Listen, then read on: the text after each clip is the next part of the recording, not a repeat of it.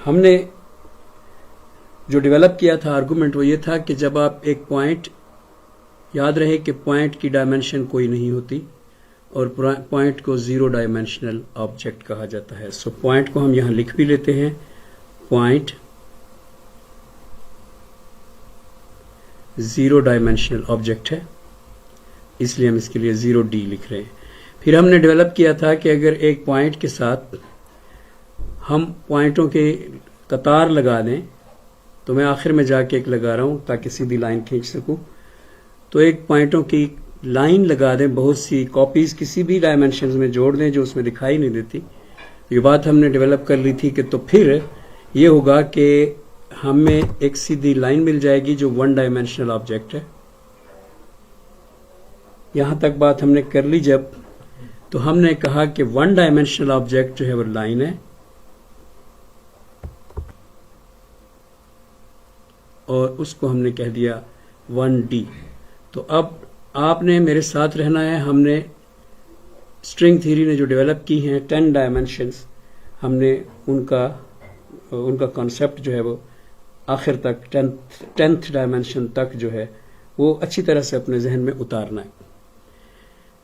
तो फिर हमने कहा कि इसकी कॉपीज को अगर जोड़ा जाए इसके साथ, यानी लाइन की कॉपीज, मजीद लाइंस अगर इसके साथ उस डायमेंशन में, उस डायरेक्शन में रखी जाएं जो इसमें एग्जिस्ट नहीं करती ऑलरेडी, तो हमने कहा कि उससे फिर एक नई डायमेंशन का ज़हूर होता है, पैदा हो जाती है नई डायमेंशन, और ऑब्जेक्ट 2 डायमेंशनल कहलाता है। मैं ये लाइनें एक बार हटाकर यहाँ 2 डायमेंशनल ऑब्जेक्ट ही ड्रॉ करना चाहता हूँ, जो कि एक बॉक्स की शक्ल में भी हो सकता है। सो फिर हमने कहा कि 2 डायमेंशनल ऑब्जेक्ट जो है वो एक रेक्टेंगल या सर्कल या कुछ भी जो 2D की सरफेस पे हो, जस्ट X और Y। देखिए, मैं आपसे एक अर्ज करता हूं कि हमने बचपन से एक मुहावरा सुना हुआ है, तस्वीर के 2 रुख होते हैं। तो मैं ज़ाती तौर पे, मुझे नहीं मालूम कि इस बात में किसी और का भी कोई ख्याल है या नहीं, मैं ज़ाती तौर पे इसको हमेशा ऐसे कंसीव करता हूं, तस्वीर के 2 रुख होते हैं। एक तो है ही, मैं खुद लिटरेचर का बंदा और एक तो है ही कि एक बात के 2 मतलब होते हैं, लेकिन इसकी वजह, इसकी रीजनिंग कि ऐसा मुहावरा कैसे आया होगा, मैं समझता हूँ शायद मैथमेटिशियंस की तरफ से आया होगा। तस्वीर के 2 रुख होते हैं से मुराद ये है कि तस्वीर हमेशा 2 डायमेंशनल होती है। आपने हमेशा देखा होगा अपने हाथ में जब आप तस्वीर को पकड़ते हैं तो तस्वीर जो है वो एक आदमी की है, लेकिन उसकी डायमेंशंस 2 हैं, Y एक्सिस है और X एक्सिस है। तो तस्वीर के 2 रुख होते हैं से मुराद ये है कि तस्वीर का तीसरा रुख यानी Z एक्सिस, जो हम एक 3D के सॉफ्टवेयर में भी सिर्फ इमेजिनरी ही बना सकते हैं, उसको हकीकी दुनिया में हकीकी बनाया जा सकता है। जैसे कोई लकड़ी का संदूक बनाना कमरे में रखकर, तो वो 3D का होगा। इसलिए यहाँ पे जितना भी डिज़ाइन नज़र आएगा किसी भी 3D के ऑब्जेक्ट का या किसी अच्छे सॉफ्टवेयर में जैसे कि इसमें, तब भी वो होगा 2D की स्क्रीन पर। सो ये भी 2D की स्क्रीन है और ये Y X एक्सिस की 2 डायमेंशंस है। लेकिन अगर आप थोड़ा सा गौर करें, पहले मैं यहाँ लिख लूँ कि 2 डायमेंशनल ऑब्जेक्ट जो एक रेक्टेंगल जो है वो 2D का ऑब्जेक्ट है, और रेक्टेंगल के इस पर एनालॉजी, मिसाल पर, एग्जाम्पल पर आपने क्यास करना है और भी सारी चीज़ों को, जिनमें सर्कल भी आएगा और जिसमें स्क्वायर भी आएगा, वो सब 2 डायमेंशनल होंगे। जो एक लाइन है ऐसी XY पर, वो 2 डायमेंशनल है, तो फिर हर चीज़ जो है वो 2 डायमेंशन इस पर ड्रा होने वाली होगी। तो अब तक आपने देखा कि ये जो हमारी सरफेस है ब्लैक, जिसकी बैकग्राउंड में आपको ग्राफ नजर आ रहा है, ये सरफेस किस चीज को उठा सकती है, इसके पास कितनी सलाहियत है चीजों को उठाने की। पॉइंट को उठा सकती है, हमने देखा कि ये लाइन को उठा सकती है, हमने देखा कि ये 2 डायमेंशनल ऑब्जेक्ट्स को उठा सकती है। लेकिन इसके बाद हमें पता चला कि इसने माजरत कर ली और ये 3 डायमेंशनल ऑब्जेक्ट के लिए लाइनों को अपने आप से जब तक क्रॉस ना करे तब तक उसका इल्यूजन हमें नहीं दे सकती। तो हमें एक बात का पता चल गया कि जो 2 डायमेंशनल सरफेस है वो हमेशा 3 चीजों को, एक लाइन टू डायमेंशनल जो सरफेस है वो हमेशा तीन चीज़ों को, एक पॉइंट, एक लाइन और एक किसी भी टू डायमेंशनल ऑब्जेक्ट को लाइक दिस कार्टून वो उठा सकती है। और वो 3D के ऑब्जेक्ट को नहीं उठा सकती, उसका इल्यूजन दे सकती है। ये भी 2D की स्क्रीन है टीवी की और 3D के ऑब्जेक्ट का इल्यूजन दे रही है, जिसे मैं आपको घुमाकर भी दिखा सकता हूँ कि ये चारों तरफ से 3D का है। लेकिन जब तक ये कमरे में रखा हुआ बॉक्स ना हो, ये 3D का इल्यूजन हकीकी 3D नहीं है। अब अगली बात, जब 2D का आ गया हमारे पास ऑब्जेक्ट यानी कि ये रेक्टेंगल, तो फिर उसूल अभी चल रहा था हमारा और हमने फिर डेवलप किया कि हम बहुत से 2D के ऑब्जेक्ट्स अगर एक दूसरे के आसपास इमेजिन करें तो हम देखेंगे कि एक 3D का ऑब्जेक्ट वजूद में आ जाता है। तो बात वही थी कि copies of the 2D object in a direction that is not actually already existing in the three-dimensional in a two-dimensional object. That direction doesn't exist there. It is not there in two-dimensional object. The third direction, the z direction. So हमने फिर कापियां जोड़ी 2D की एक पतली सी कापियां, और जब हमने वो कापियां जोड़ी तो हमारे पास 3D का ऑब्जेक्ट आ गया। अच्छा, अब इस सब को एक नए तनाजुर में आप देखें। यहाँ पे मैं लिख भी देता हूँ ताकि ये बात फाइनल हो जाए और मैं इसको वाइंड कर दूं। ये है क्यूब, और क्यूब को हमने कहा ये 3 डायमेंशनल है। चलिए, अब आज की बात, जरूरी बात जो जिसके लिए मैंने साबका को दोहराया है वो होगी, और वो ये है कि इस शेप में हमने इसको समझा, लेकिन जो रियाजी की शेप है, मैथमेटिशियंस जो हैं वो जो तरीका इख्तियार करते हैं इस सारी बात को बयान करने का, वो या तो अलजेब्रिक लैंग्वेज है और या फिर ग्राफ्स हैं। तो जो ग्राफ्स हैं उसमें 2D को ऐसे नहीं बनाया जाता, बल्कि एक क्रॉस लगाकर बनाया जाता है और कहा जाता है कि ये 2 डायमेंशंस हैं, यानी एक्स और वाई। तो इस ग्राफ को जब, ये खास बात है, इस ग्राफ को जब ड्रॉ किया जाता है तो इसके दरमियान कुछ लाइनें ड्रॉ की जा सकती हैं, जैसे कि यहाँ पे, यहाँ पे, यहाँ पे, इधर, इस तरफ या इस तरफ या इस तरफ। फर्ज करें हम यहाँ एक लाइन ड्रॉ कर देते, तो ये लाइन भी 2D का ही हिस्सा कहलाएगी। क्यों? क्योंकि इसमें कोई नई डायमेंशन नहीं आई है, इसमें y आया है, इसमें ये गलती से लग गए हैं, इसमें y एक्सिस आया है और x एक्सिस आया मिलकर इकट्ठे, इसको कहते हैं कोऑर्डिनेट। कोई वैल्यू हमें y पर बताई गई है कि यहाँ पे फर्ज करें हमें कहा गया है कि 6y का है, और x की कोई वैल्यू बताई गई है, हमें कहा गया है कि 6x का भी है, तो x 6,6 लिख दिया गया है। इसका मतलब ये 2 डायमेंशन का ही पोर्शन है। ये बड़ी अहम बात है। अगर ये 2 डायमेंशन का पोर्शन है तो हम क्या कहेंगे? हम एक बात कहेंगे जो आप लोगों ने अपने पास अब नोट करनी है। हम एक बात ये कहेंगे कि एक लाइन फर्स्ट डायमेंशन जो है वो इज, ये लिखे सारे अपने पास, फर्स्ट डायमेंशन जो है वो इज अ लाइन। फिर स्प्लिट करें यहां से सेकंड डायमेंशन, क्योंकि आप बात तो समझ चुके हैं। यहां से ये लाइन, अच्छा, यहां से सेकंड डायमेंशन की लाइन स्प्लिट करें इस तरह, तो फिर एक, अब जो लैंग्वेज लिख रहे हैं ये ज्यादा प्रॉपर है, ये स्ट्रिंग थ्योरी की लैंग्वेज है। तो अब फिर लिखें कि second dimension is a split. ये बहुत इंपॉर्टेंट है। अब जब सेकंड डायमेंशन स्प्लिट है तो थर्ड डायमेंशन को हम क्या कहें, लाइन या स्प्लिट? चलिए इसको हम इस सॉफ्टवेयर में एक बार फिर देखते हैं। गौर से देखिए कि अगर मैं यहां पे एक न्यू फाइल में एक 2 डायमेंशनल प्लेन क्रिएट करता हूं,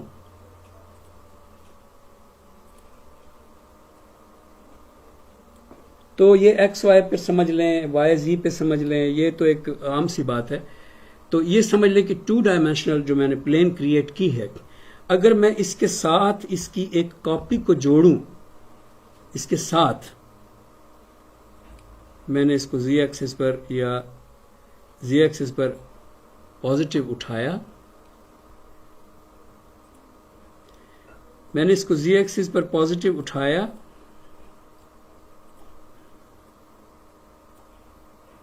और साथ जब मिलाया कॉर्नर को कॉर्नर के साथ, तो ये जगह क्या कहलाएगी? मैथमेटिक्स के लोग भी यहां पे मौजूद हैं। ये जगह क्या कहलाएगी जब दो लाइनों को मिलाया? यानी आप जरा यहां पे पहले इस पे गौर करें कि जब यहां पे दो लाइनों को मिलाया तो ये जगह हमने कहा स्प्लिट कहलाएगी। तो अब अगर हमने दो लाइनों को नहीं मिलाया बल्कि 2D के दो ऑब्जेक्ट्स को एक कॉर्नर पर जाकर, जो कि ये है, मैं एनोटेटर निकाल लूं, आपको सही समझ तब आएगी। अब जरा देखिए कि ये जो जगह है,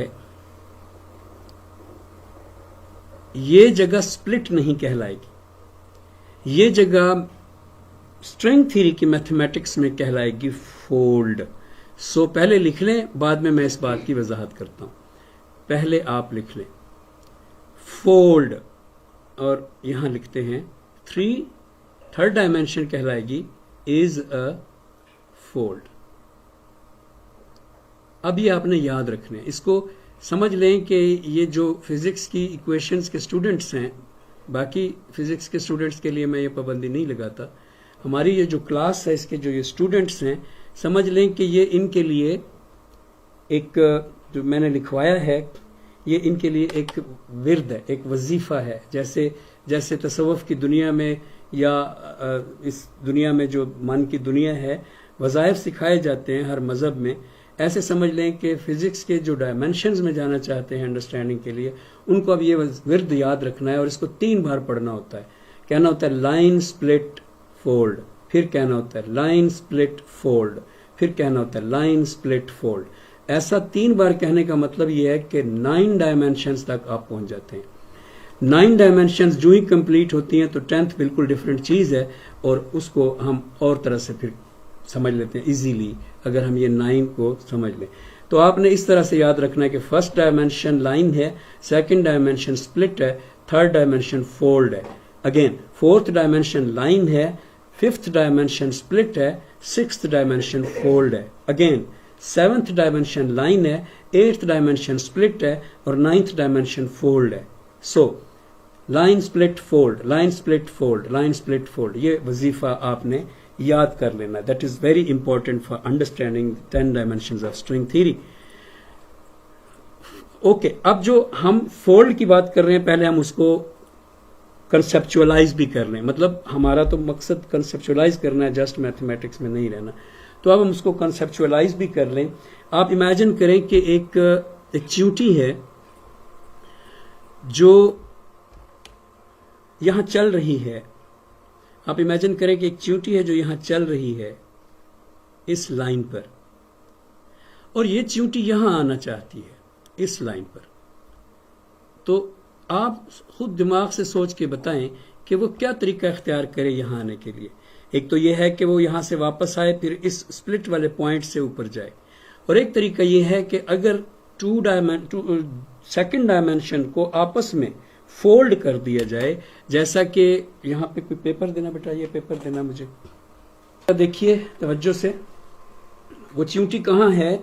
वो चींटी यहां है, और यहां से ये समझ ले कि ये एक स्प्लिट है, ऐसा समझ लेना। अभी फिलहाल कागज में उस तरह से बनाया हुआ नहीं है। तो वो चींटी कहां आना चाहती है? यहां है, और यहां आना चाहती है। रहती किस चीज पर है? 2 डायमेंशंस पर। चींटी का जहान कौन सा है? वो 2 डायमेंशन में, वो हमेशा अपने शऊर में, एक चींटी हमेशा 1 डायमेंशनल इंटेलेक्ट रखती है। मतलब एक चींटी जो है वो हमेशा सोचती है कि वो एक लाइन पर चल रही है। सारे हशरातुल अर्ज़ का ऐसा नहीं है। मकड़ी जो है वो 3 डायमेंशंस को, जो हम ह्यूमंस हैं, मकड़ी द मोस्ट इवॉल्व्ड, वो इसमें से कीड़े मकोड़ों इंसेक्ट्स में से आती है। वो बाकायदा छत से नीचे उतर सकती है, और जिस धागे के जरिए नीचे उतरती है उससे फिर जी एक्सेस पे वापस जा सकती है। उसको अगर आप छेड़ें तो वो पीछे की तरफ माइनस एक्सेस पर वो मूवमेंट कर सकती है, या राइट टू लेफ्ट, दो ये वाले एक्सेस एक्स वाई पर भी मूवमेंट कर सकती है। अब he is aware of all of the 3 dimensions, like humans and like monkey. लेकिन सारे जानवर ऐसा नहीं है, कुछ जानवर तो उल्टे पांव चल भी नहीं सकते।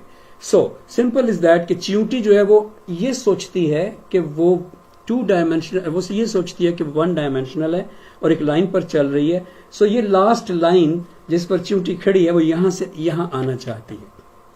अब हम इसको फोल्ड कर दें अगर, तो चींटी को फोल्ड इस तरह से मैं कर रहा हूं कि थोड़ा सा बीच में गैप छोड़ता हूं, एक मैं अपने बात मुंह से कहने लगा हूं और मैं चाहता हूं कि उस बात पर आपकी सारी तवज्जो जो है ना मैं अपनी गिरफ्त में ले लूं।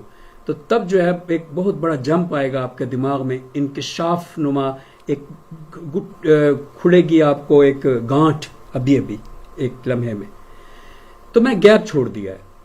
क्यों छोड़ दिया है? क्योंकि चींटी के बारे में मैं कह रहा हूं कि वो राइट साइड की 2 डायमेंशनल सरफेस से अचानक गायब हो गई है और लेफ्ट साइड की 2 डायमेंशनल सरफेस पर अचानक नमूदार हो गई है। जहां से वो गुजरी है उसको हम कहेंगे थ्रू 3rd डायमेंशन। जहां से वो गुजरी है, जो सफर उसने किया है, जिस डायमेंशन में वो अवेयर नहीं है कि मैंने किस डायमेंशन में सफर किया है, वो यही समझ रही है कि वो सिंगल लाइन पर चल रही है। लेकिन मैंने पिछली बार आपको मोबियस स्ट्रिप बनाकर दिखाई थी। आप एक बार मोबियस स्ट्रिप वाली चींटी सोचे तो बहुत ज्यादा आप कहेंगे कि ये बात मानी खेज है। और वो ये है कि मोबियस स्ट्रिप क्या थी?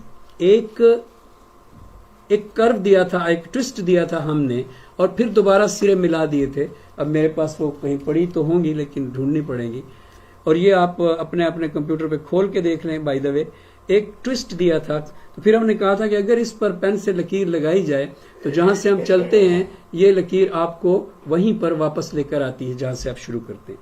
तो चींटी तो ये समझती रहेगी कि वो सीधी लाइन पर चल रही है, लेकिन सीधी लाइन पर चलती हुई चींटी की वो सीधी लाइन हकीकत में एक और डायमेंशन में कितनी ट्विस्ट हो रही है, कितनी मूव हो रही है, कितनी ऊपर नीचे है, चींटी कभी उससे वाकिफ नहीं हो सकती। इस हकीकत को आपने इसलिए जहन में रखना है कि आगे चलकर जब हमने अपने बारे में बात करनी है, जो 3 डायमेंशन से अवेयर हैं हम, तो हमें खुद को देखना है कि हम भी एक ऐसी लाइन पर चल रहे हैं जो ट्विस्ट तो हो रही है बिल्कुल इस मोबियस स्ट्रिप की तरह से, लेकिन उसका ट्विस्ट हमें मालूम नहीं है और हमारे हिसाब से वो बिल्कुल स्ट्रेट लाइन है। ये मैंने वहां यूज करना है, रीयूज करना है इस आइडिया को।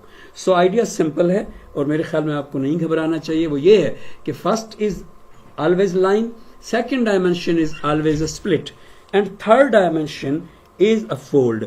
इसका मतलब ये हुआ कि अभी जो हमने पीछे ये तस्वीर बनाई है स्प्लिट वाली, अब इस तस्वीर को अगर हम यूं बना दें तो ये फोल्ड है, जस्ट लाइक दिस फोल्ड। ये जो फोल्ड है यानी 2D की सरफेसेस ने आपस में एक दूसरे को फोल्ड किया है, तो थर्ड डायमेंशन वजूद में आई है और कोई ऑब्जेक्ट जो 2D के अंदर चलता फिरता रहता है और समझता है कि वो सिंगल लाइन पर सफर कर रहा है, वो ऑब्जेक्ट ये कभी नहीं जान सकता कि वो एक अल्ट्रा एक्स्ट्रा अपर अबव डायमेंशन में सफर कर रहा है। वो ये समझता है कि वो सीधी लाइन पर सफर कर रहा है। वो अल्ट्रा डायमेंशन उसके लिए सीधी लाइन बन जाती है। इसलिए जब हम फोल्ड करते हैं तो वो अल्ट्रा डायमेंशन जो है उसकी वजह से वो उसके थ्रू, यानी थ्रू का लफ्ज मैं बार बार बोल रहा हूं, यहां बीच में थ्रू का लफ्ज बोल, वो उसके थ्रू परवाज करता हुआ जब एक साइड पे दूसरी साइड पे उतरता है तो इसका मतलब ये हुआ कि चींटी यहां से इस तरफ आ गई है तो उसने 3D के फोल्ड में ट्रेवल किया। अब यहां तक आपने बात मेरा ख्याल है समझ ली है। तो क्या होता है कि जब हम इंसान, अब 3D पे मैं आया हूं तो मैं इंसानों की बात करूंगा ताकि हमें समझ आसानी से आती रहे, क्योंकि हम खुद इंसान हैं। तो जब हम 3D के तक आ गए कि फोल्ड है जी 3D, फर्स्ट लाइन है, सेकंड स्प्लिट है, तो थर्ड फोल्ड है। ऑलवेज मतलब है रैप्ड अप है ऐसा एवरीथिंग, स्फीयर्स हैं, सिलेंडर्स हैं, ये सब फोल्ड है। सिलेंडर एक फोल्ड है, स्फीयर एक फोल्ड है, पूरा स्पेस टाइम एक कर्व है, यानी सारे का सारा 3D जो है वो एक्चुअल में एक फोल्ड है। इसलिए फर्स्ट लाइन, सेकंड स्प्लिट और थर्ड फोल्ड वाला वजीफा नहीं भूलना। सारी उम्र आप इसका लुत्फ लेंगे जब हम अभी आगे बढ़ेंगे। खैर, थर्ड डायमेंशन में हम भी हैं, तो हम भी as a 3D object exist करते हैं। लाइक इस सॉफ्टवेयर में आप देखें कि ये जो ग्राउंड है, दाएं बाएं ऊपर नीचे, ये जो ग्रिड है, जहां पे मैं आपको एक बॉल रख के दिखा देता हूं कि वो साइड पे पड़ी है बॉल, ये साइड पे पड़ी है, और ये और चीज है, कमरा है, रूम है, 3D है, या यहाँ पे फोल्ड आ गया इसका। तो ये जो पूरा एरिया जिसके अंदर ये चीजें पड़ी हैं, ये पूरा स्पेस जो मैंने अब जूम आउट कर दिया है और अब बहुत जूम, ये पूरा स्पेस भी तो 3D है और ये ऑब्जेक्ट भी तो 3D है। सो इसका मतलब कि ऑब्जेक्ट और चीज है वो ड्राइंग है, और जो स्पेस है वो और चीज है वो ड्राइंग बोर्ड है। इसलिए यहां पर हम जब ह्यूमंस पर आ गए हैं तो अब हमने देखना है कि ऑब्जेक्ट्स जो है वो 3D की स्पेस में ड्राइंग्स हैं, जिनमें एक ड्राइंग हम हैं।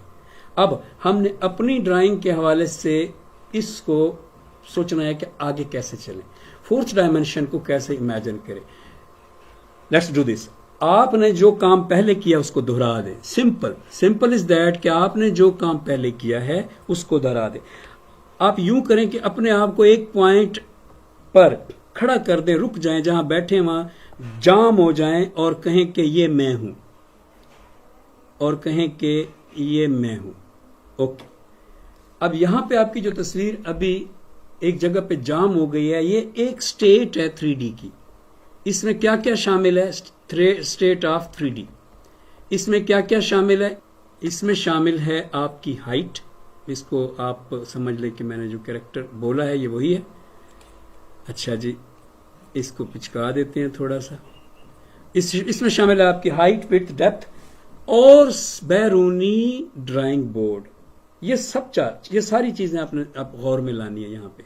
तो ये सारी चीजें क्या हैं? वन स्टेट हैं, सिंगल स्टेट ऑफ 3D, यानी बाहर का ग्राउंड भी और अंदर आप भी।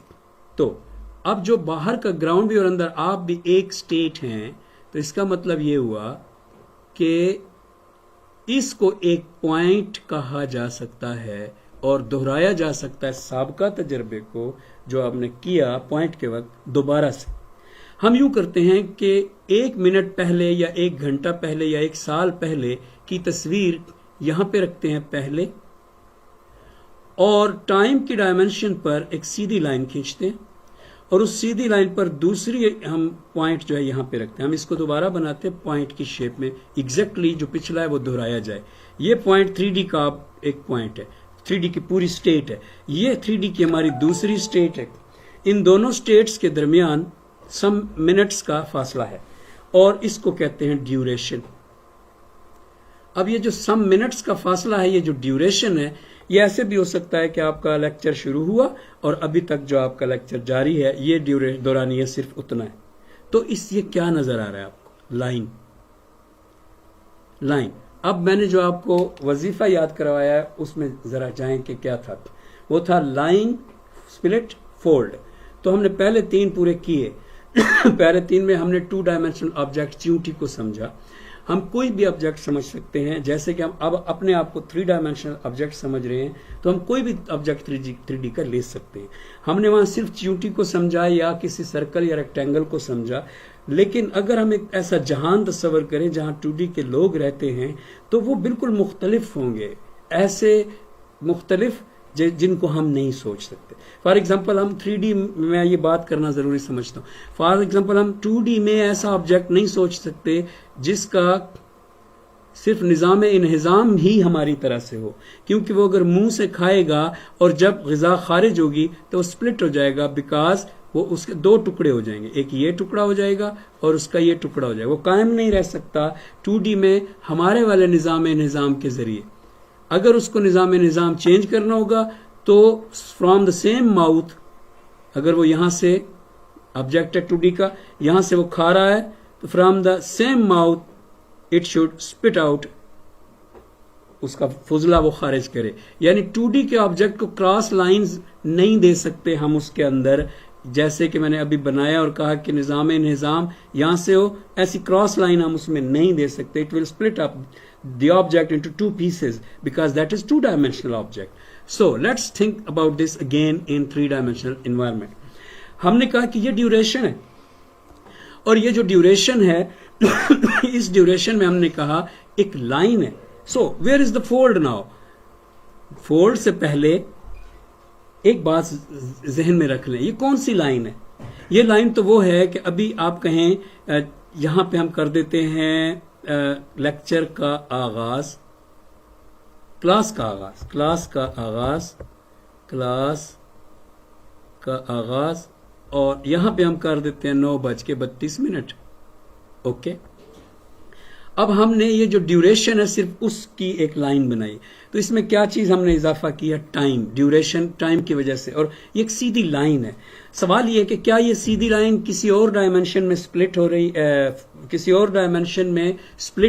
है एग्जैक्टली द सेम वे, किसी और डायमेंशन में ट्विस्ट हो रही है एग्जैक्टली द सेम वे, जैसा कि हमने च्यूटी के बारे में कहा था कि वो मोबियस स्ट्रिप पर जब चलती है तो मोबियस स्ट्रिप पर चलते हुए वो नहीं जानती कि उसकी अपनी पसंदीदा सीधी लाइन जिसको वो समझती है कि उसकी जिंदगी उस पर चल रही है, क्या वो किसी और अगली ऊपरली अल्ट्रा बुलंद डायमेंशन में उसकी अपनी लाइन ट्विस्ट तो नहीं हो रही? Same exactly the same way हम ह्यूमंस ये समझते हैं कि from a moment to the next moment हमारी टाइम की लाइन सीधी है, इर्रिवर्सिबली सीधी. इतनी सीधी है कि इसी को हम सिरात मुस्तकीम की तरह सीधा समझते हैं. हम कहते हैं हमारी टाइम की लाइन ये है कि ये मैं इदरीस आजाद आपके साथ बात कर रहा हूं और ये थोड़ा सा टाइम गुजर गया है और ये लाइन बिल्कुल सीधी है, फ्यूचर में जा रही है.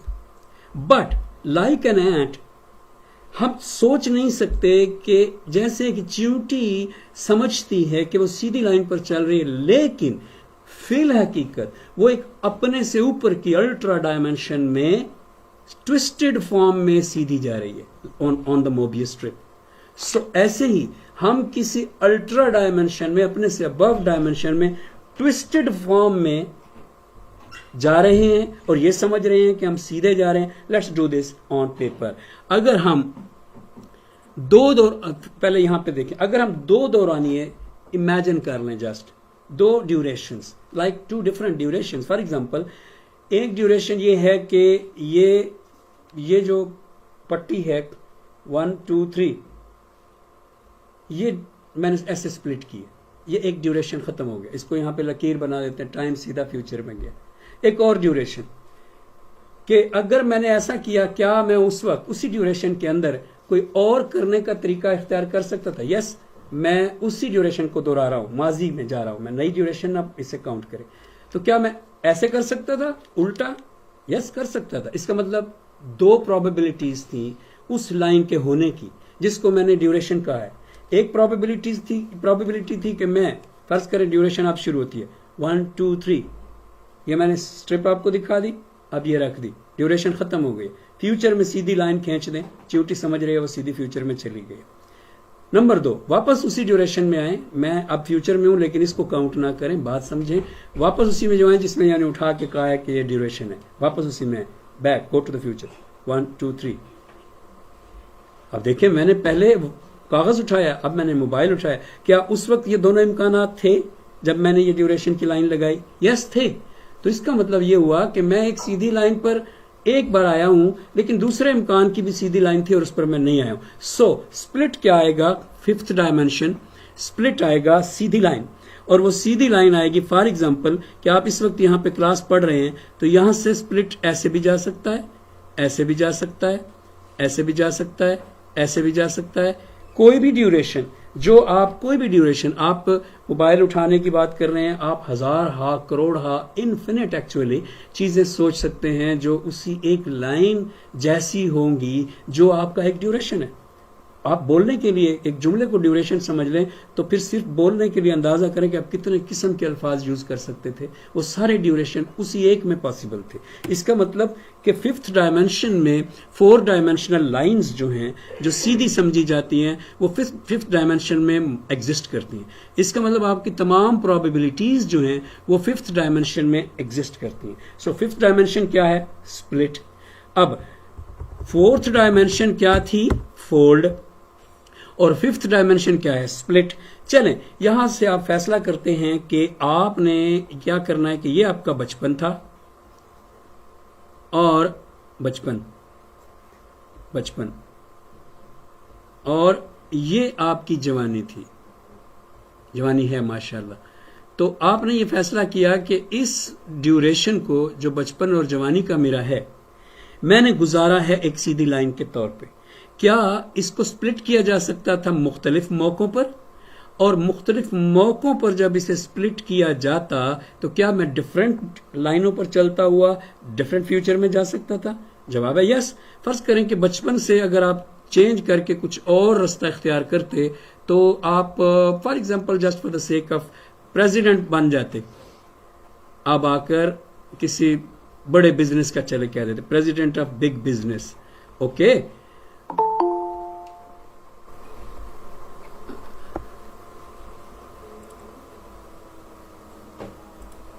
चलें, अब अगर आप प्रेसिडेंट बन जाते, यहां पर आपने आज जो यहां पे आप मौजूद हैं, यहां पे मेरे साथ क्लास में आप मौजूद हैं, तो आपने सोचा कि अगर मैंने यहां पर अच्छा स्प्लिट लिया होता और टाइमलाइन मैंने चेंज की होती तो मैं प्रेसिडेंट ऑफ बिग बिजनेस बन सकता था, like some very big business. So मुझे क्या करना है? मुझे वापस जाना है। आप डिसाइड करते हैं कि मैंने वापस जाना है और यहां से दोबारा अपना ट्रैवल शुरू करना है। Then what you do? You will have to travel through fifth dimension back through space time. So fifth dimension तो यहां सारी एग्जिस्ट कर रही है ना, फिफ्थ डायमेंशन। अगर इसका मतलब कि फिफ्थ डायमेंशन में सारे स्प्लिट्स आएंगे और इसलिए उसका नाम मैंने बोला था split. So you will have to go back through the fifth dimension back here or here and then decide again from this spot go on a straight line, Sidhi line पर यहां से फिर आप ऊपर जाएं और आप जाएं अपनी नई फ्यूचर की तरफ where you are a president। But आप आज कह रहे हैं ऐसा, इस जगह पे मेरे साथ क्लास में बैठे हुए ऐसा कह रहे हैं, तो आपका ख्याल है कि आप कुछ कोशिश करें कि आप आज जाएं उस मकाम पर। तो ये तो बहुत लंबा रास्ता था जो मैंने बताया। ये रास्ता तो यहां से शुरू हुआ, आप नीचे आए, इधर गए, बहुत लंबा रास्ता। आपने फैसला किया, ये आपका एक टाइमलाइन है जिसमें आप बचपन से, ये आपका चाइल्डहुड है। मैं आप इंग्लिश में इसलिए लिख रहा हूं कि पेन उर्दू में मसला करने लग गया, वो तो तोड़ देता है। अच्छा, और ये आपका यूथ है, यंग एज है, या आप यहां पे हैं। सो ये दरमियानी एरिया जो है ये सारा ड्यूरेशन है।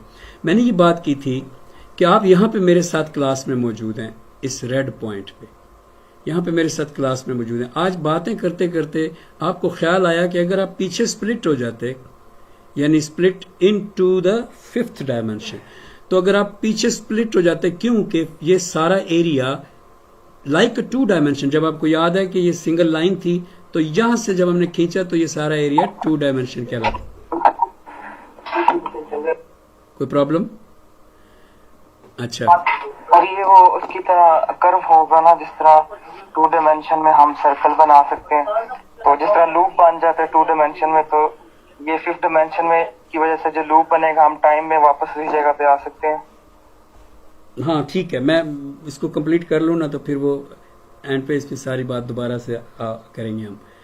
तो मैं जो अर्ज कर रहा हूँ वो ये है कि आपको याद होगा कि टू डायमेंशनल शेप जब आ गई थी तो ये थी, आपको याद होगा ये थी सेम।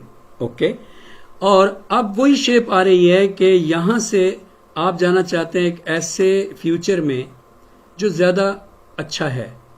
आप अब वाले फ्यूचर के मुकाबले में आप उसमें जाना चाहते हैं। यहां आपने डिसीजन लिया, या तो आप मेरे साथ बैठे हुए हैं क्लास में, अगर आप पीछे से चलते उस फ्यूचर के लिए तो फिर आप जा सकते थे वहां, लेकिन आप अगर पीछे से आना चाहते हैं तो पहले आपको फिफ्थ डायमेंशन में वापस आना पड़ेगा स्पेस टाइम में ट्रेवल करके।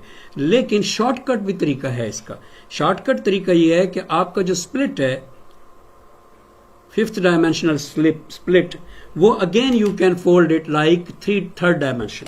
सो आपका जो ये शेप है इस वक्त, यानी अभी आपने जो शेप देखी है ऐसी लकीर है और फिर ऐसी लकीर है ना, बेसिकली 2 डायमेंशनल सरफेस को आप वही चीज समझ सकते हैं। तो फिर आप इसको अब फोल्ड कर सकते हैं। सो ये this will be the 6th dimension.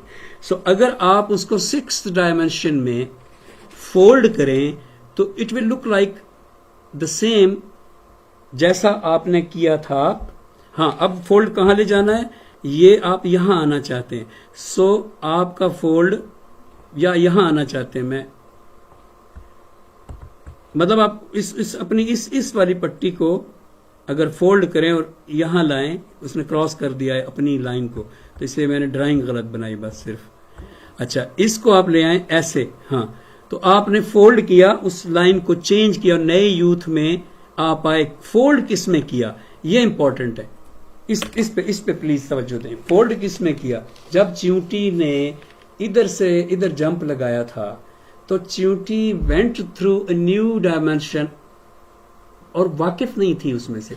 वो मोबियस स्ट्रिप के ऊपर चलती चली गई थी।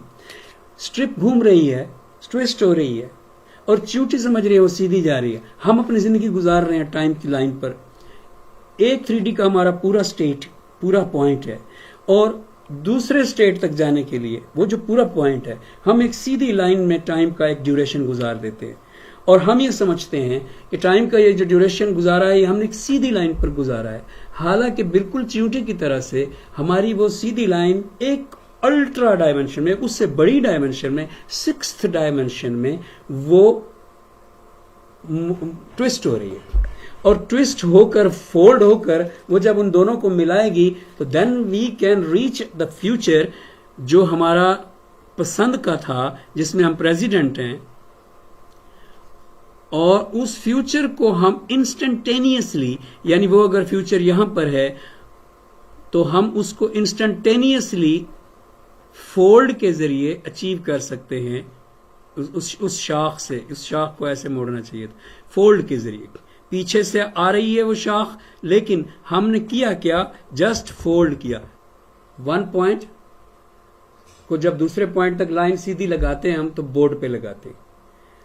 अब मैंने कहा है कि जब हम इसमें से एक लाइन स्प्लिट करते हैं तो 2D बन जाता है, लेकिन हम 2D के एक सिरे से, ये 2D है पेपर, इसके एक सिरे से दूसरे सिरे तक जाना चाहें तो हमें थ्रू 3D सफर करना होता है।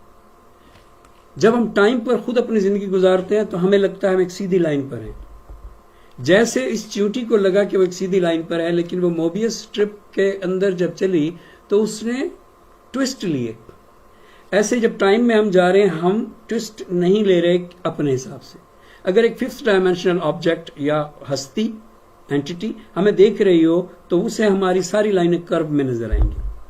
5th डायमेंशन में हम, मतलब 5th डायमेंशन में कर्व जो है हमारी वो स्प्लिटेड है, कर्व नहीं स्प्लिट है। अब जो 6th डायमेंशन है उसमें वो स्प्लिट मूव हो जाता है, यानी फिर से वो दोहराया गया है सेम।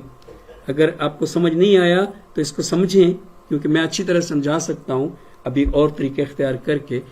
तो अगर नहीं आया, क्योंकि अभी हमने 7th, 8th और फिर 9th exactly the same way line split और फोल्ड के हिसाब से देखनी है और वो पॉसिबल है इजीली।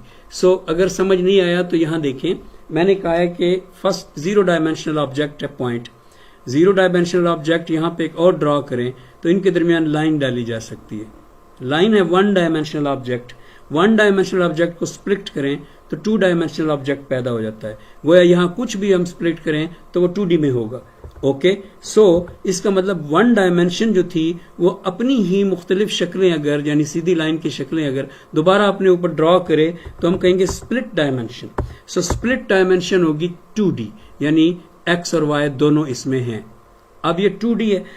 अब हमने कहा कि च्यूंटी है जो यहां से ट्रेवल किया उसने और यहां आ गई, ऐसे तो नहीं आ सकती, बीच में गैप है। अगर इसको फोल्ड कर दें हम, डायमेंशन सारी फोल्ड हो सकती हैं, अगर हम इसको फोल्ड कर दें इस लाइन को तो च्यूंटी आराम से यहां आ सकती है जंप करके ऐसे। और ये चीज मैंने इन दोनों सिरों को मिला के दिखाई थी।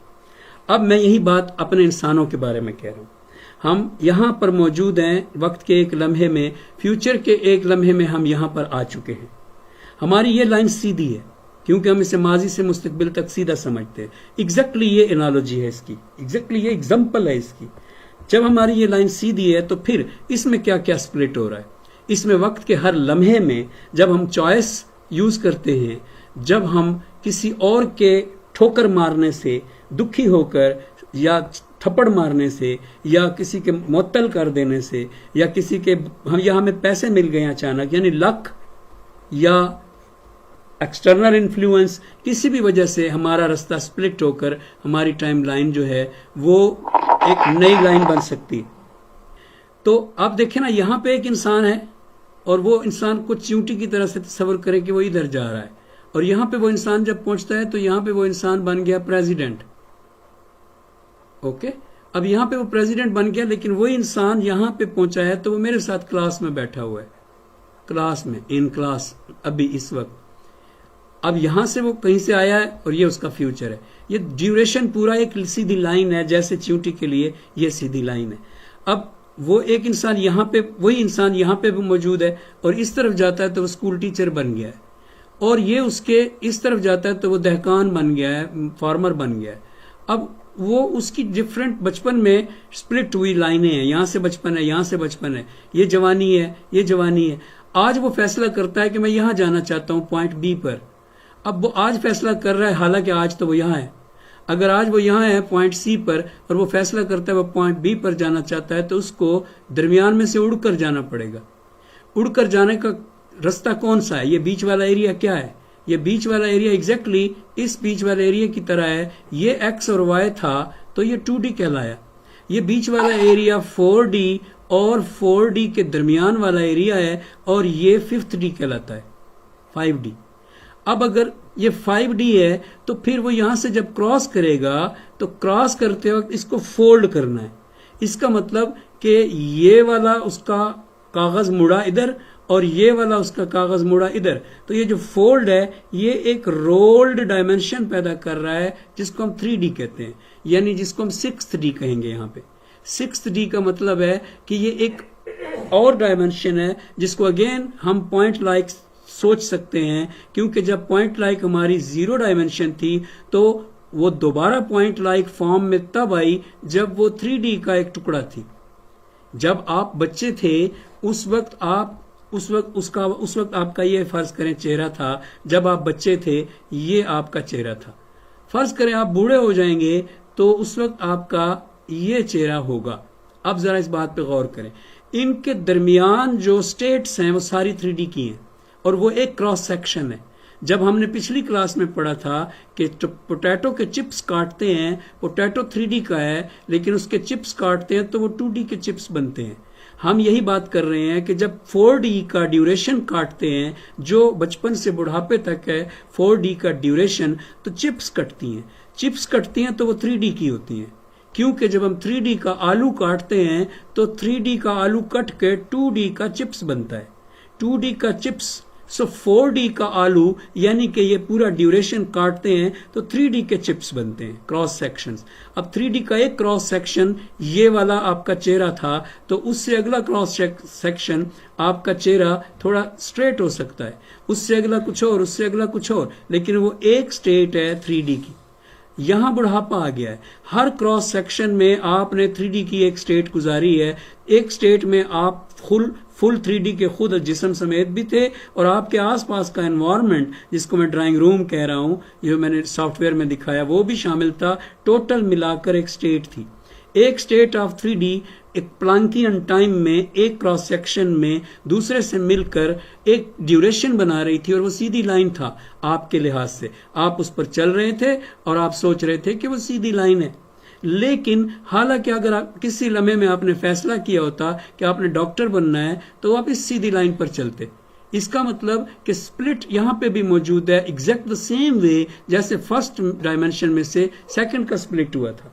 ऐसे ही 4th डायमेंशन की जो लाइन है सीधी टाइम की लाइन है, लेकिन उसका हर स्प्लिट हर जगह पे मौजूद है आपकी चॉइस की वजह से, आपके डिसीजन की वजह से, आपके साथ किसी और की ज्यादती या लक की वजह से।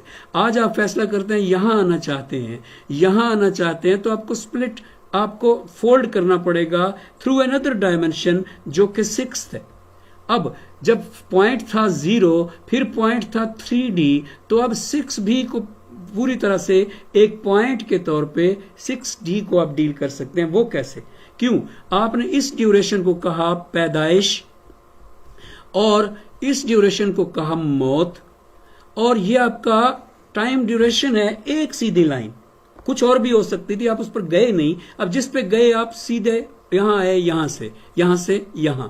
ओके, तो अब आपकी ये सीधी लाइन है, लेकिन ये सीधी लाइन जब फोल्ड होती है तो 6th डायमेंशन में होती है, जैसे कि हमने इस ऑब्जेक्ट को 3rd डायमेंशन में फोल्ड किया। एग्जैक्टली ओके, अब जो 6th डायमेंशन में ये फोल्ड होती है तो वो पूरी 6th डायमेंशन क्या है? एक क्रॉस सेक्शन है like this 3D cross section, एक क्रॉस सेक्शन है like this 3D cross section, this 3D cross section जो कि 3D का था, और उसको प्लैंकियन टाइम में बहुत से क्रॉस सेक्शनों में जोड़ा तो बचपन से मौत तक गया। अब जो वही सेम क्रॉस सेक्शंस हैं सारे, एक क्रॉस सेक्शन जब वो 3D का था, ऐसा ही एक क्रॉस सेक्शन अब 6th D का जब हम लेंगे तो we can take it like a point. शर्त, सवाल यह है कि क्यों लेंगे? जवाब यह है कि इसलिए लेंगे कि आप सोच सकते हैं कि आपका फ्यूचर या कायनात का बिग बैंग अगर ये है, बिग बैंग अगर ये है, तो मुमकिन कायनात के जितने रास्ते थे वो हमने इग्नोर कर दिए और हमने अपनी क़यामत को सोच लिया। हमने सिर्फ एक लाइन बनाई है, टाइम, हमने सिर्फ एक लाइन बनाई है। अगर हम इसको इमेजिन करें कि ये एक लाइन के अलावा भी कई लाइनें बन सकती थी, देन हमें एक पॉइंट लेना पड़ेगा 6D को, और हम करेंगे 6D एक पॉइंट, तो एग्जैक्टली 6D जैसे 3D था उसके अगेंस्ट हमें वैसा ही एक पॉइंट चाहिए। सवाल है ये कैसे मुमकिन है? एक पॉइंट आपको कैसे मिल सकता है जब आप कह रहे हैं ये बिग बैंग है कायनात का, और आप कह रहे हैं ये एंड है कायनात का, और आप कह रहे हैं ये एक लाइन है? तो ये एक लाइन 4 डायमेंशनल टाइम है, ये 6D का पॉइंट कैसे आया? 5th डायमेंशन में सारे स्प्लिट एग्जिस्ट करते थे, फोल्ड ने 6th डायमेंशन में ट्रेवल किया, पूरे फोल्ड समेत 6 dimension as a point deal हुई। तो मीनिंग ये आया कि one type of beginning can make one type of, not only one type of end, so many other types of ends, but this is a possibility that other ends, बहुत सारे ends जो इस big bang के हो सकते थे, कितनी क़यामतें हो सकती थी, वो एक और स्प्लिट होगा 7th डायमेंशन का, उसको हम इन्फिनिटी कह सकते हैं। एग्जैक्टली द सेम वे कि अगर इस लाइन पर 6 to 6 2 यूनिवर्सेस को हम कंसिडर कर लें तो बीच में 7वीं पर सारे स्प्लिट आएंगे, और वो स्प्लिट सारे के सारे इन्फिनिटीज होंगे, प्रोबेबिलिटीज के या पॉसिबिलिटीज के, और हर स्प्लिट को अगर हम फोल्ड करेंगे तो 8th डायमेंशन में फोल्ड करेंगे। इसका मतलब कि एक कायनात तो हमारे बिग बैंग से वजूद में आकर हजार एंड्स शो कर सकती है। हमारे बिग बैंग के फिजिक्स और केमिस्ट्री और ग्रेविटी कुछ और है, लेकिन एक और कायनात भी हो सकती है जिसका कोई उसूल हमारे स्टार्ट से, हमारी बिगिनिंग से ना मिलता हो, और उसके लिए कोई मैटर ना हो, कोई लफ्ज नहीं आता मेरी जबान पर जो उसके लिए बोले, उसके अंदर एलिमेंट्स ना हो, उसके अंदर कोई स्टेट ना हो जो 3D की है या कुछ भी, something very very unimaginable you will have to imagine, and then you can say that there are two different infinities are being split from the same 6th dimension, and they are all 7th, and all of them can touch each other by string theories claim, and they can reach from one infinity to another infinity. So this travel will be in 8th dimension, and जब आप 8th dimension पे पहुंचते हैं तो 9th dimension again you can treat like a point. यहां से काफी मुश्किल हो जाती है आपके लिए समझ। सो ये अगेन जो है 9th डायमेंशन विल बिकम, यूं करें कि 0 0 डायमेंशन, फिर 3rd डायमेंशन, यूं करें। फोर्थ डायमेंशन नहीं, यहां पे 1 dimension with 3rd dimension, then 4th dimension with the 5th dimension, 6th dimension, then 1 dimension with 3rd dimension, ये किया था ना हमने ये। फिर हमने टाइम पर, जो कि टाइम खुद फोर्थ डी है, टाइम पर 5th के अंदर 6th के अंदर स्प्लिट किया था यहां पे, तो ये 6th डायमेंशन, 4 के सामने 6 जो स्प्लिट है, एक आपका स्प्लिट है, एक लाइन है, एक स्प्लिट है और एक फोल्ड है। अब जो आपका फर्स्ट डायमेंशन है वो लाइन है, सेकंड स्प्लिट है, 3rd आपका फोल्ड है, 4 डायमेंशन आपकी लाइन है, 5th आपका स्प्लिट है, 6th आपका फोल्ड है, 7th जहां पे इन्फिनिटीज, एक इन्फिनिटी तो दूसरी इन्फिनिटी की फर्स्ट लाइन ड्रा करेंगे, वो 7th डायमेंशन आपकी लाइन है, 8th डायमेंशन आपका स्प्लिट है और 9th डायमेंशन आपका फोल्ड है। अगर आपके ये 9th डायमेंशन के फोल्ड तक पहुंचते हैं तो 10th डायमेंशन में all possibilities of all probable lines of all possible infinities collect होकर फिर एक पॉइंट बनाती है। बट 10th डायमेंशन से आगे आप सोच नहीं सकते, क्योंकि आपने पहले एक कायनात सोची जो बिग बैंग जैसे आगाज से शुरू हुई, फिर एक कायनात आपने सोची जो बिग बैंग से बिल्कुल मुख्तलिफ थी। अब आपने हर तरह की प्रोबेबिलिटीज और पॉसिबिलिटीज सोच ली है। सो मैथमेटिक्स अलाउ करती है मोर देन 256 डायमेंशंस, लेकिन फिजिक्स अलाउ नहीं करती। फिजिक्स में आपकी इमेजिनेशन ही स्टॉप हो जाती है 10th डायमेंशन के पॉइंट बनने पर। सो मैं तेजी से ये सारा, मैंने पूरा आधा घंटा लिया, इस पे घंटा लगा दिया है और सारा काम अभी बाकी है। मैं यहाँ पे इस बात को वाजे करने के लिए सिर्फ ये बता दूं कि अगर यहाँ पे प्लेन पड़े हों नीचे, शायद आपको अब जरा ज्यादा बेहतर समझ आ जाए। यहाँ पे अगर प्लेन पड़े हों नीचे कुछ 2D के ऑब्जेक्ट्स से, प्लेन कहाँ गई है, से ये प्लेन पड़ी है, 2D का ऑब्जेक्ट है, जमीन पे पड़ा है, तो इसका कलर बदल दें और इसका कलर रेड कर दें ताकि बात जो है वो बिल्कुल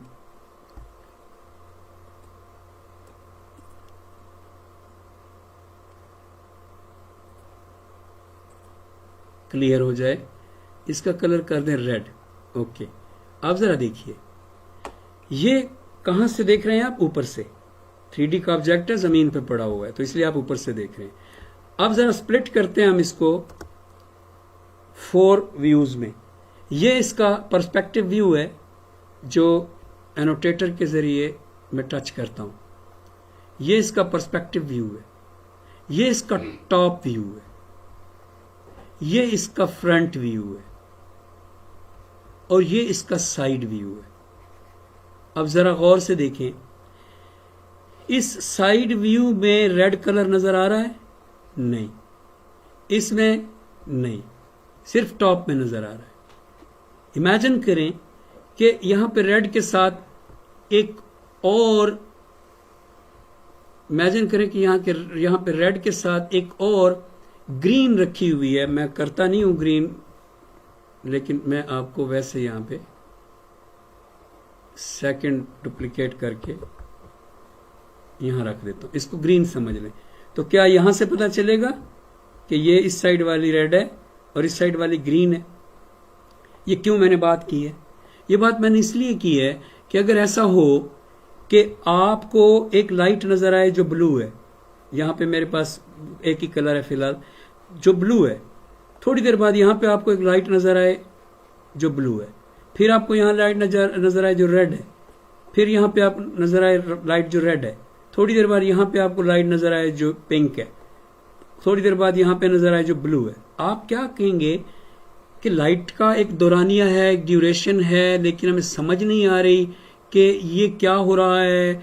हम इसको कहेंगे क्वांटम टनलिंग है। एक इलेक्ट्रॉन यहां पर नजर आ रहा है, फिर एक इलेक्ट्रॉन हमें चांद पे वही वाला नजर आ रहा है, ये क्वांटम टनलिंग है, या ये डार्क एनर्जी है, या ये डार्क मैटर है, something that is hidden in some other dimension, we are talking about that thing, hidden in some other dimension. We are watching from here, we are two-dimensional entities, we are watching from here, we are seeing no color seeing, we no color, no depth, no उसका X Y हमें नजर नहीं आ रहा, just we when we twist.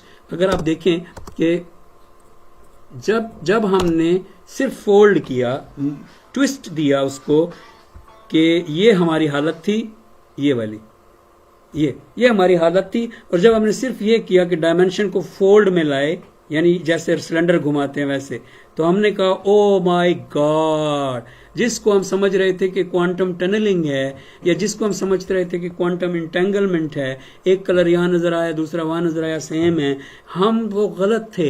Actually हम एक और ultra dimension में जाना था जो यहाँ पे 2D में नजर नहीं आ रही थी, हमें 3D से ऊपर से देखना था, तब पता चलता कि oh my God this is a complete object. Same like that, आप जब यहाँ पे एक बार फोर्थ डायमेंशन में अपनी ड्यूरेशन को from the childhood to the old age जब देख रहे हैं, तो आपको सीधी लाइन नजर आती है। आप उसको एक और ऊपर की डायमेंशन से आके झांक के देखें तो आपको नजर आएगा कि you are collapsing the wave function of fifth dimension. Fifth dimension का आप वेव फंक्शन कोलैप्स कर रहे हैं हर कदम पर, हर पॉइंट पर उसका wave function being an observer.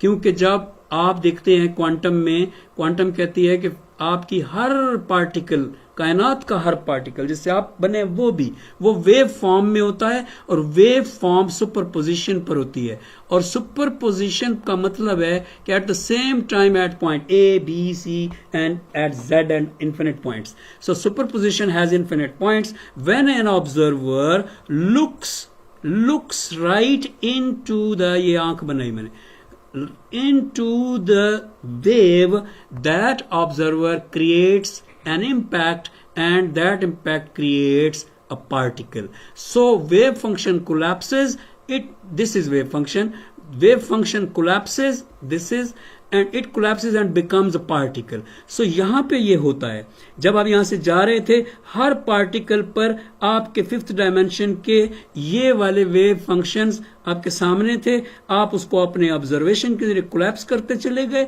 And your observation made you change your path in fifth dimension somehow.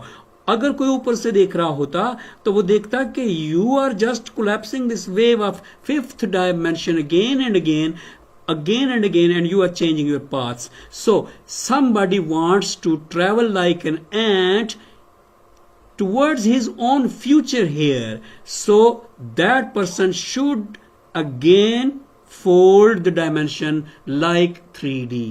जैसे 3D को फोल्ड किया, ऐसे घुमा के, ऐसे घुमा के,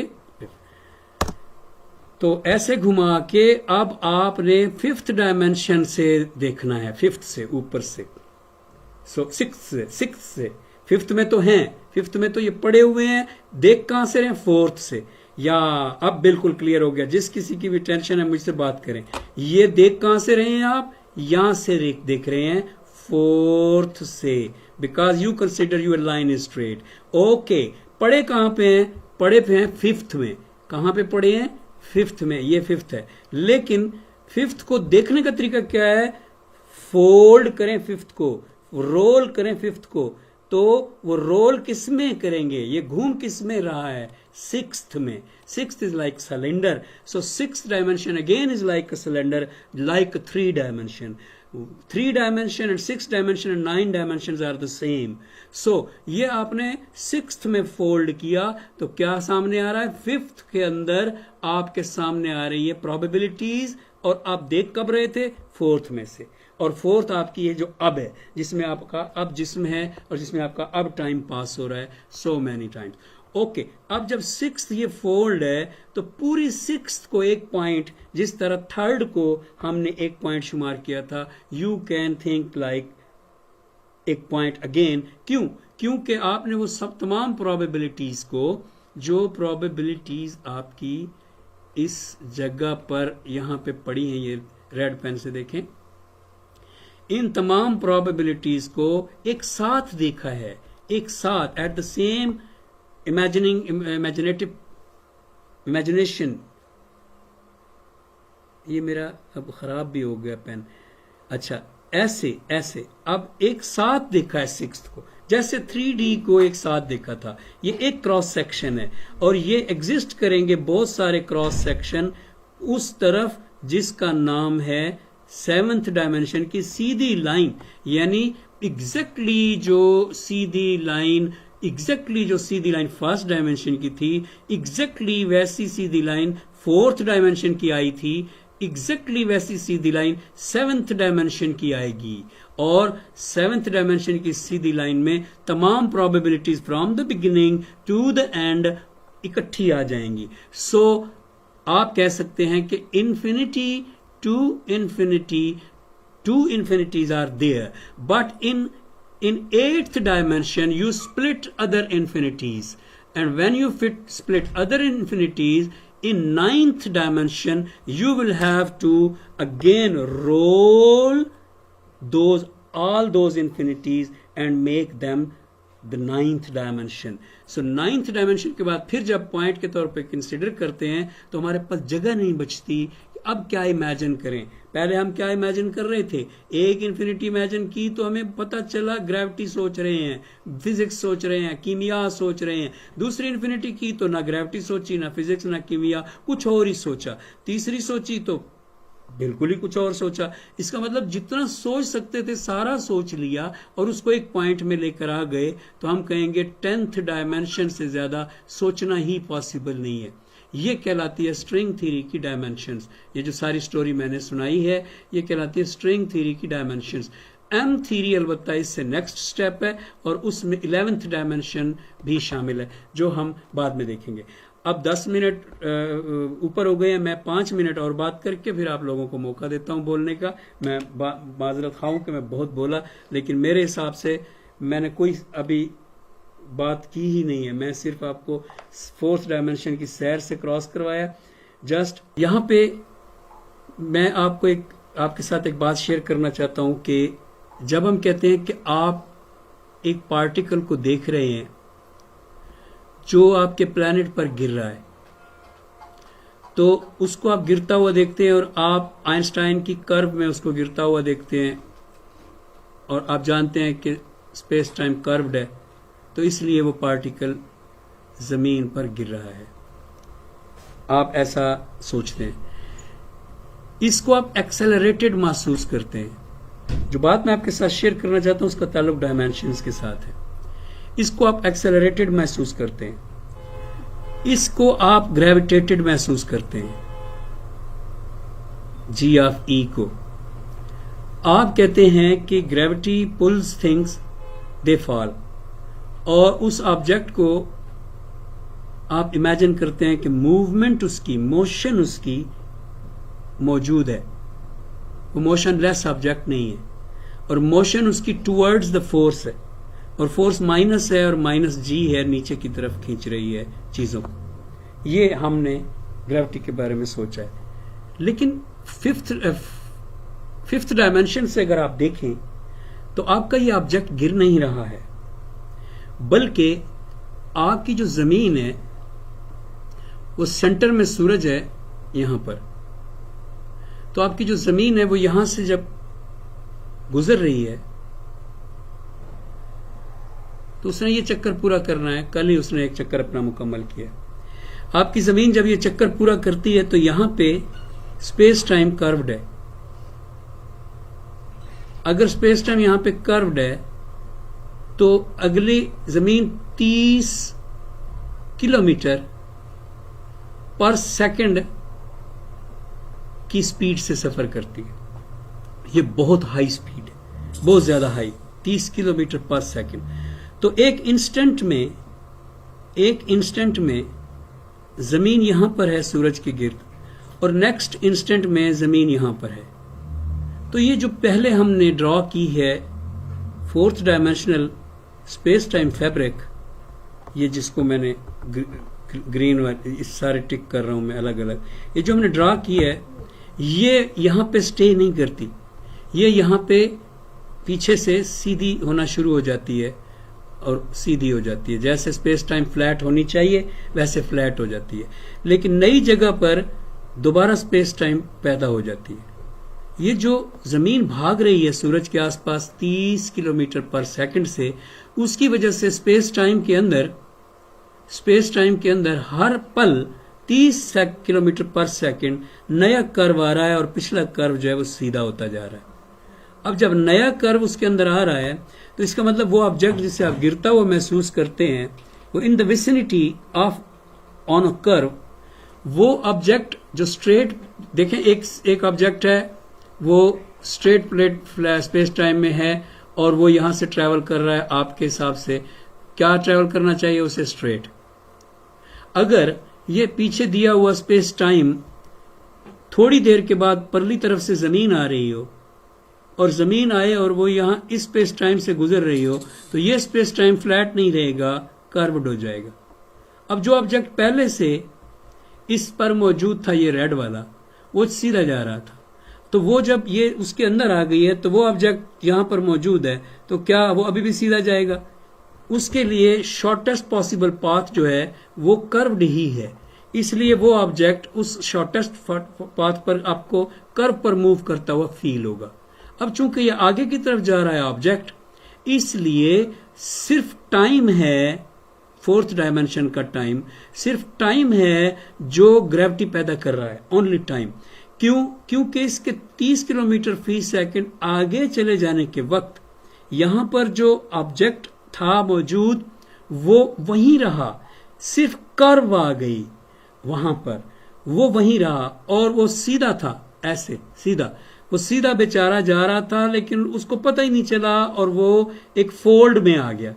अब वो ऑब्जेक्ट च्यूटी है और वो इस तरफ भी आ गया है। क्या क्या वो एक्सेलरेटेड हुआ है? क्या वो एक्सेलरेटेड हुआ है जो सीधा जा रहा है? वो कैसे एक्सेलरेटेड हो सकता है जो सीधा जा रहा है? वो कैसे एक्सेलरेटेड हो सकता है जो मोबियस स्ट्रिप पे जा रहा है? वो एक्सेलरेटेड नहीं है, जी झूठ है। 9.8 मीटर पर सेकंड स्क्वायर का जी झूठ है, ये एक इल्यूजन है, इसको कहते हैं ग्रेविटी इज एन इल्यूजन। सो वो स्ट्रेट ही जा रहा है, वो बदला नहीं है, टाइम गुजरा है इसकी वजह से, और टाइम ही सब कुछ है, टाइम ही पूरी यूनिवर्स है, टाइम ही स्पेस टाइम का कर्वेचर है, टाइम ही स्पेस टाइम का एक फ्रेम है, टाइम ही फोर्थ डायमेंशन का वो मकाम है जिसको हम दोबारा पॉइंट में दो पॉइंटों के मिलाने से 3D के दो पॉइंटों को मिलाने से दोबारा हम सीधी लाइन में देखते हैं। So this is very important कि in time object will seem like it is coming towards the earth unless the impact.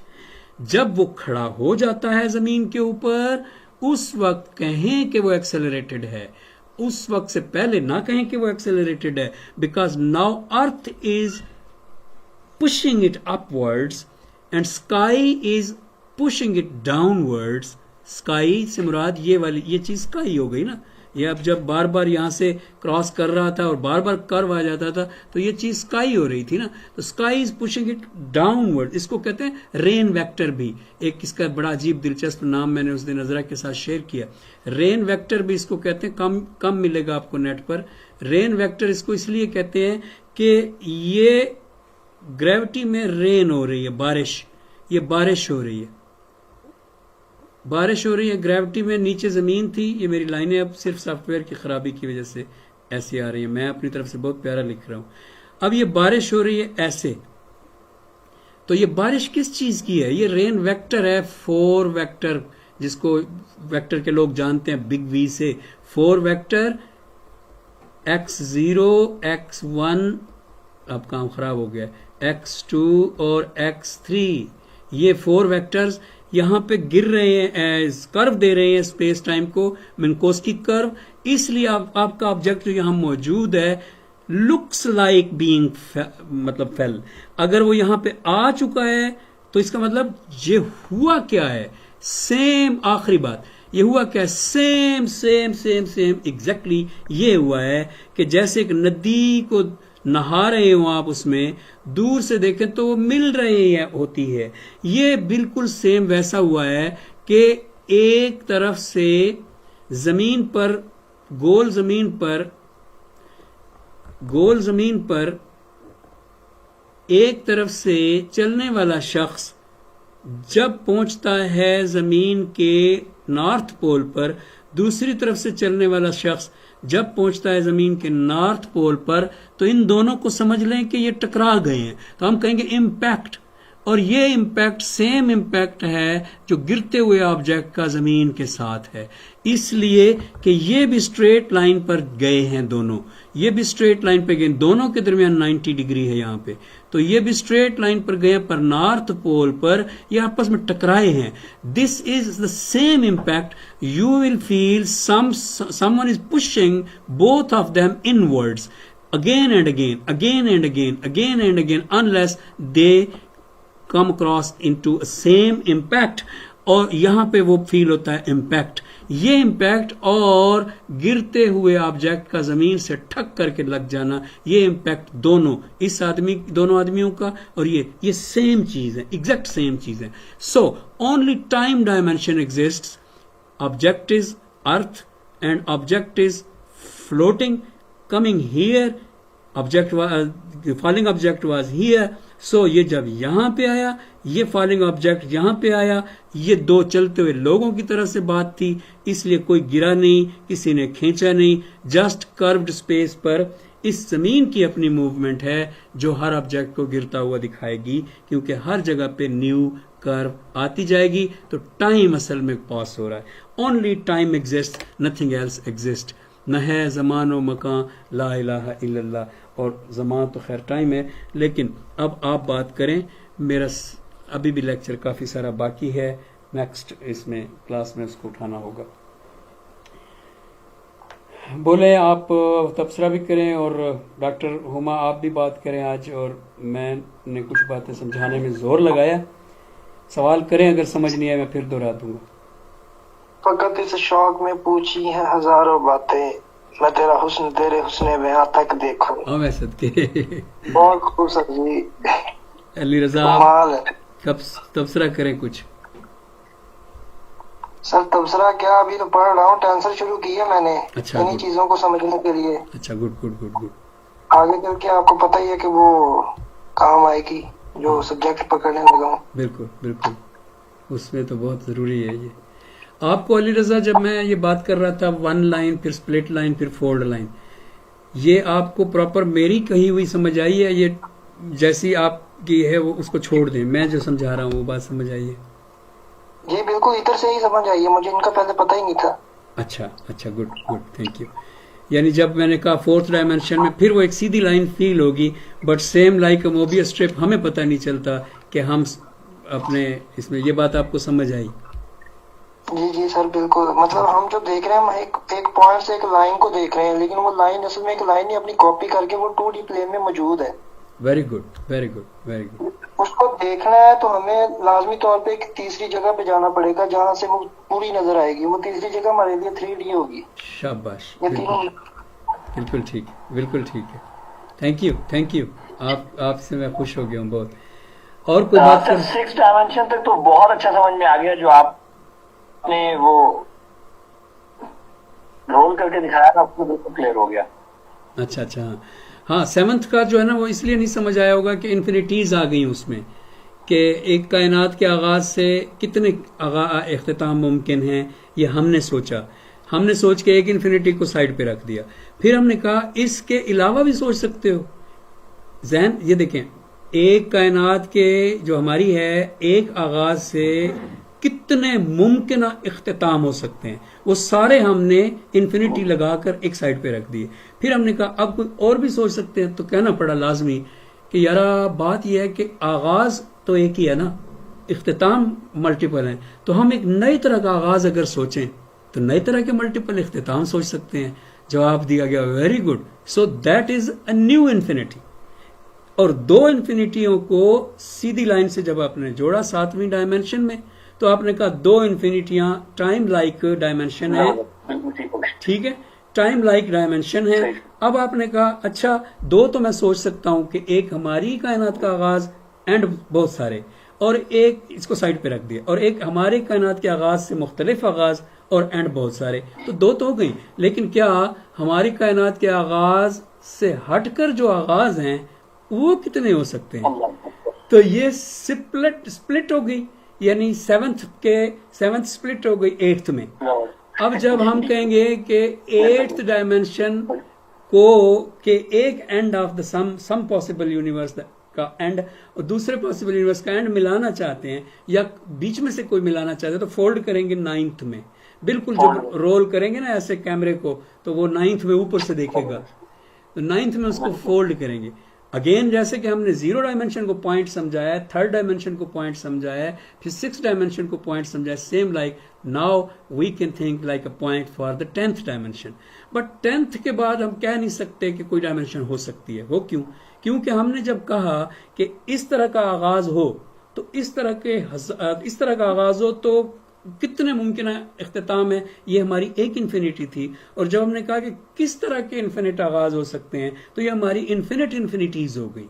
So all possible infinite infinities, all probable, मतलब जो चीजें थी वो हमने एक ऐसी डायमेंशन तक पहुंच गए कि अब हम कहीं भी कि ऑल पॉसिबल आगाज, ऑल पॉसिबल इख्तिताम को साइड पे रख दो, तो फिर हमें सोच के कुछ बताओ, तो वो बंदा आगे से गूंगा हो जाएगा। क्योंकि आपने अपने लिए कोई जगह नहीं छोड़ी। आपने कहा ऑल पॉसिबल आगाज जो हैं वो सोच लिए हैं, तो और तो पॉसिबल आगाज नहीं है। इसलिए 10th dimension is the last dimension according to string theory. और स्ट्रिंग थ्योरिस्ट कहता है कि सारी स्ट्रिंग जो हैं वो 10th डायमेंशन में वाइब्रेट कर रही हैं, जिसकी वजह से सारी हमें नजर आती है। जी बोले, अगला नेक्स्ट। बस एक पॉइंट में कहीं मिस कर गया हूं। अच्छा, हमने कहा था कि स्ट्रिंग जो है ये एक, शायद पहले किसी लेक्चर में आपने कहा था कि बहुत ही कोई, हमने कहा है कि बहुत ही छोटी सतह पे कोई चीज है जो, यानी क्वार्क से भी छोटी, आपने कहा कि हम इसको अज्यूम कर लेते हैं कोई चीज है जो 11th डायमेंशन में। इसका और ये इन इन्फिनिटीज का आपस में क्या लिंक है, ये मैं मिस कर गया हूँ, इसको मैं रिलेट नहीं कर। अच्छा चले, अभी ये तो बाकी है स्ट्रिंग की बात भी, और नेक्स्ट लेक्चर भी डायमेंशंस पर है। बहुत सारी बात असल में अभी बाकी है, तो मुझे बढ़ाना पड़ रहा है, तो उसमें आएगी ये बात। हाँ जी, कोई बहुत और कौन बोलेगा? डॉक्टर हुमा, आप तो बात करें ना, आप तो हमारी खास मेहमान हैं आज।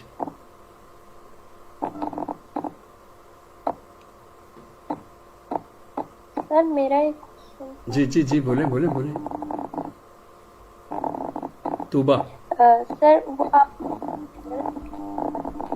कि अगर एक ऑब्जेक्ट है वो मतलब एक फिर दूसरी जगह पे, तो इसको भी फिर हम अगर डायमेंशंस के सेंस में बात करें तो वो भी कोई डायमेंशन फुल हो रही हो, ऑब्जेक्ट जो है वो ट्रेवल कर रहा हो या इस तरह का एंटेंगलमेंट को।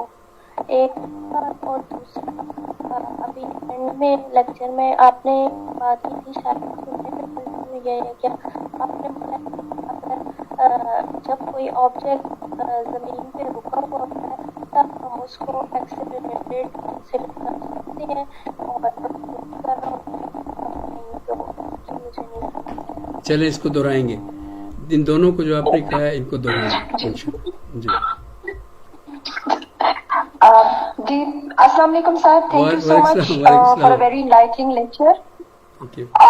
मुझे आपने जो ये स्पेस टाइम का जो reconstruction of religious thoughts in Islam जो लेक्चर आपने दिया था, उसमें आपने ये इन्फ्लेशन थ्योरी और ये स्ट्रिंग थ्योरी और स्पेस टाइम फैब्रिक की पिक्चर्स शो की थी, और आज मुझे समझ आई है ये, तो मैं अब जाके आपका वो लेक्चर दोबारा देखूंगी। Thank you. So it was very enlightening, thank you so much. चले, तो फिर आपको ये बात समझ आई ना, लाइन स्ट्रिप स्प्लिट और फोल्ड वाली? जी वो तो बिल्कुल समझ आ गई है, जो आपने 3 चीजें समझाई हैं, लाइन, स्प्लिट और फोल्ड वाली, और साथ में ये भी जो आपने फरमाया कि टाइम जो है वो कर्व है एक्चुअली स्पेस टाइम का, अगर मुझे सही समझ आई ये बात तो। बिल्कुल एग्जैक्टली। चले बहुत शुक्रिया बेटा, दिल खुश हो गया। अच्छा जी, अली रहमत। सर हाँ, फरहान। ओके अली भाई आप पहले बोले। चले अली रहमत।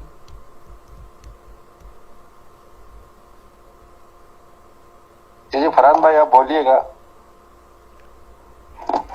अच्छा चलो मैं बोल सर, मेरे कुछ क्वेश्चंस हैं। जी। एक क्वेश्चन तो ये है कि हम जो फर्स्ट डायमेंशन है, ठीक है, वो एक लाइन है, उसमें हम पता है कि हर डायमेंशन में 2 डायरेक्शंस होती हैं। तो जब हमारे पास फर्स्ट डायमेंशन एक लाइन है तो उसमें हम फ्रीली मूव कर सकते हैं फॉरवर्ड और बैकवर्ड। ठीक है। जब हम 4 डायमेंशन में जाते हैं जो कि एक लाइन ही है जो कि सेम है जैसा कि आपने एक्सप्लेन कर दिया, तो 4 डायमेंशन में जाके हमारी वो चॉइस क्यों खत्म हो जाती है? मतलब हम टाइम में जस्ट एक लाइन में एक ही डायरेक्शन में जाते हैं फ्यूचर की तरफ, हम बैकवर्ड क्यों नहीं जा सकते? नहीं समझ आई, आपने फिर बात करें दोबारा, या आपने कहा कि फर्स्ट डायमेंशन जो है उसमें एक दफा फिर ट्राई करता हूँ। देखिए हमने इस लेक्चर से समझा कि जो first dimension, 4 dimension and then 7 dimension ये एक जैसे ही हैं, ये स्ट्रेट लाइन का बिहेवियर सेम, एक स्ट्रेट लाइन है, ठीक है। तो लेकिन जो 3 डायमेंशन की जो फर्स्ट डायमेंशन है, और हमें लास्ट लेक्चर में से हमें पता है कि हर डायमेंशन की दो डायरेक्शंस होती हैं। ठीक है। तो जो 3 डायमेंशन की जो फर्स्ट डायमेंशन है जो एक लाइन है, ठीक है, उसमें तो हमारे पास यानी कि हम फ्रीली मूव कर सकते हैं फॉरवर्ड एंड बैकवर्ड। ठीक है। यानी हर डायमेंशन की 2 डायरेक्शन होती हैं, हम फॉरवर्ड भी मूव कर सकते हैं और बैकवर्ड भी मूव कर सकते हैं। ठीक है, ठीक है। लेकिन वो जब हम नेक्स्ट लाइन पे जाते हैं जो कि 4 डायमेंशन है, जो टाइम है, तो तब हमारी वो यानी मैं समझ गया, मैं सवाल समझ गया हूँ। हम फॉरवर्ड ही क्यों जाते हैं? मैं आपका सवाल समझ गया हूँ। पहले मुझे आपसे एक छोटा सा सवाल करना है कि जब आप फर्स्ट 3D जो बेसिक 3D XYZ उसकी सीधी लाइन पे मूव कर रहे होते हैं, तो उस मूवमेंट के लिए मतलब अगर आप आगे की तरफ जाना चाहते हैं, खुद से जा रहे हैं, तो उसको तो हम जाना शुमार नहीं करते, क्योंकि उसको कहते हैं टर्मिनल वेलोसिटी। जैसे अभी मेरी बेटी डॉक्टर हुमा ने बात को समझा कि कर्व के ऊपर ऑब्जेक्ट जो है वो बेचारा वहीं रहता है, लेकिन जमीन अपने टाइम पे उसके साथ आके एक इम्पैक्ट बनाती है। एग्जैक्टली मैं ये कह रहा हूं कि अगर आप आगे की तरफ खुद ब खुद जा रहे हैं तो वो टर्मिनल वेलोसिटी है, लेकिन अगर आपने फोर्स यानी डायनामिक्स की अब बात हो रही है, अगर आपने फोर्स डाली है और फिर आप आगे की तरफ गए हैं, then you can choose to deviate from your path, उसमें भी फर्स्ट डायमेंशन में भी। और अगर आप फर्स्ट डायमेंशन में बैक आना चाहते हैं, then you will have to accelerate your self on a minus acceleration, plus acceleration की बजाय माइनस पे, then you need again energy. So in both cases you need energy. अब अगर आप 4th डायमेंशन की लाइन पर आगे की तरफ, जैसे फ्यूचर में अब हम जा रहे हैं, इस वक्त भी फ्यूचर में जा रहे हैं, तो अगर आप उसको समझें कि आप स्पीड ऑफ लाइट से जाना चाहते हैं, यानी जो एक नेचुरल स्पीड आपको फितरत में मिली हुई है, तो then you will have to do nothing. But अगर if you want to do something in on the space time graph with this fraction of some sort of movement और motion, you need force. So इसका मतलब back आने के लिए time पर तो आपको एक ह्यूज अमाउंट ऑफ एनर्जी जरूरत होगी, और टाइम में भी डेविएट करने के लिए टाइम की लाइन पर भी जो 5th डायमेंशन में बिखरी हुई है, जैसे 2 डायमेंशन में 1D की लाइनें बिखरी हुई हैं, ऐसे टाइम की लाइन जो है 4th डायमेंशन की लाइन जो है वो 5th डायमेंशन में ऐसे दाएं बाएं हर तरफ ऊपर नीचे बिखरी हुई है। सो अगर आप चाहते हैं कि आप 5th डायमेंशन की किसी और लाइन पर चले जाएं या वापस टाइम में आ जाएं, एज यू सेड, तो आपको एनर्जी चाहिए इनॉर्मस मिकदार में, और इनॉर्मस मिकदार में एनर्जी चाहिए। और पिछला लेक्चर अगर आपने गौर से सुना है तो आपको याद होगा कि energy travels from one dimension to another dimension without telling us. यानी आप मैंने मिसाल दी थी बिलियर्ड की 2 गेंदें टकराएं, तो वो उनका हर फोर्स का वेक्टर जो है वो 2 डायमेंशनल रहता है, लेकिन उनकी साउंड एनर्जी का फोर्स वेक्टर 3D में गायब हो जाता है। जो उसकी very minute amount of energy takes with it into a hidden dimension जो कि अभी एग्जिस्ट नहीं करती उस 2D के बोर्ड के लिए। सेम लाइक दैट कि जब आपको वो एनर्जी मिले जो ग्रेविटॉन से आपको मिलेगी कि deviate your path in the 4th dimension, make yourself some stronger body and go on some other part or go to the past, you need enormous amount of energy. So ये वजह कि आप वापस नहीं जा सकते इस आम एनर्जी के साथ जो आपको as an object of speed of light मिली हुई है, because every object is at the speed of light all the time on the single graph. But if you create 2 graphs, x-axis, y-axis, then now you need some speed in order in form of dynamics, a force carrying some energy to deviate from your original path. So this was the answer to your question. Sir एक और question है जी जी। वो है ये कि एक minute. हाँ कोई और बोला? जी जी। सर एक क्वेश्चन और ये कि जो 5th डायमेंशन है उसमें जब 4th डायमेंशन से 5th पे जब हम स्प्लिट कर सकते हैं अपने उस डिसीजन के बेस पे, हम एक न्यू फ्यूचर बना सकते हैं, हम स्प्लिट करते हैं उस पे 5th डायमेंशन में। तो उसमें भी हमने देखा जब लाइन स्प्लिट होती है तो वो जो 4th डायमेंशन है उसका मोशन उस डायमेंशन में भी रहता है, यानी वो उसी के लिहाज से थोड़े कुछ एंगल पे वो स्प्लिट हो रही होती है। तो क्या हम उसको 180 डिग्री पे रोटेट कर सकते हैं और वापस उसी जगह पे ला सकते हैं और हम यानी कि टाइम के उसी पॉइंट पे वापस आ सकते हैं घूम के? जिस तरह हम एक कर्व लगाते हैं एक सर्कल पे, यानी एक पेपर पे जब हम एक कर्व लगाते हैं तो वो सर्कल जो पॉइंट होता है अगर स्ट्रेट लाइन को हम मिला दें तो वो एक सर्कल बन जाता है, और अगर उस पर हम चलना शुरू कर दें तो वापस घूम के हम उसी पॉइंट पे आएंगे। तो अगर हम 5th डायमेंशन में उसको किसी तरह कनेक्ट कर दें तो हम इसका मतलब कि एक टाइम के एक लूप में यानी कि फंस जाएंगे और हम बार बार उसी को रिपीट करते रहेंगे। नहीं, आप तो जब भी फोल्ड करेंगे ना तो आपको 5th डायमेंशन, मैं 6th डायमेंशन की बात नहीं कर रहा, मैं जस्ट 5th डायमेंशन की बात कर रहा हूँ कि उसमें जो स्प्लिट लाइन हो रही है क्या वो यानी कि कर्व हो के 5th डायमेंशन में मतलब जिस तरह हम 2D पे हम सर्कल बनाते हैं वैसे तो एक स्ट्रेट लाइन है 2D पे। हाँ ये 2D की सरफेस है, इस पे हाँ ये 2D की सरफेस होगी, ठीक है। इसमें आप एक स्ट्रेट लाइन इमेजिन कर लें, स्ट्रेट लाइन इमेजिन कर लें, सही है। तो उसमें से जो दूसरी लाइट स्प्लिट हो रही है 5th डायमेंशन में 2D पे, ये वो लेकिन वो जो स्प्लिट हो रही है वो हम उसको स्ट्रेट लाइन ही इस पूरे लेक्चर में हमने देखा उसको, ठीक है। लेकिन अगर हम ये इमेजिन कर लें कि वो कर्व भी हो सकती है। हाँ तो कर्व तो 6th में होती है, कर्व्ड वो हमेशा 6th में होती है, वो कर्व हो ही नहीं सकती 5th में।